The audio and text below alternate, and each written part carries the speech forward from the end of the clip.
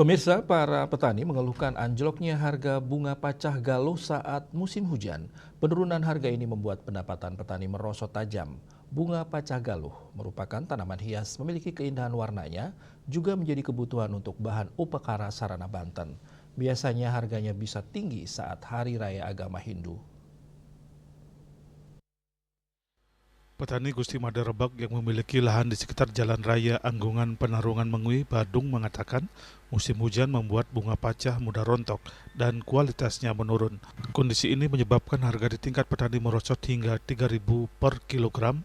Selain faktor cuaca, turunnya harga juga dipengaruhi berakhirnya masa rainan serta semakin banyak petani yang menanam bunga pacah sehingga pasokan meningkat di lahan seluas 600 meter persegi. Gusti Rebak memetik bunga setiap hari dan biasanya memperoleh 20 hingga 40 kg. Dalam kondisi saat ini, pengepul membeli bunga pacah dengan harga 7.000 hingga 10.000 per kilogram. Dan pada hari-hari besar keagamaan atau rainan tertentu, harganya bisa mencapai 10.000 hingga 20.000. Rugi nih mungkin. Jauh hujan harga aja 3.000 mungkin per kilo. Per kilo 3.000. Oh, tapi penyebab murahnya nih ke? Dana mungkin, tapi dana. Rainan 16. Hujan. Ya, pengaruh liu, pengaruh niki yang salah bunga. Ya.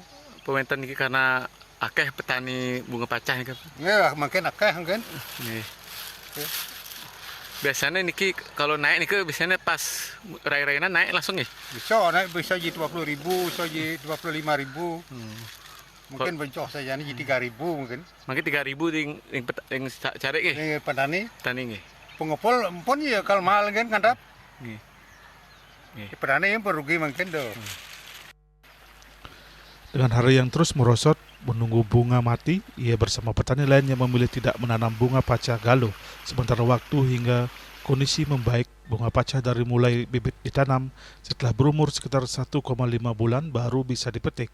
Panen bunga ini berlangsung hingga 2 bulan. Winata Bali TV.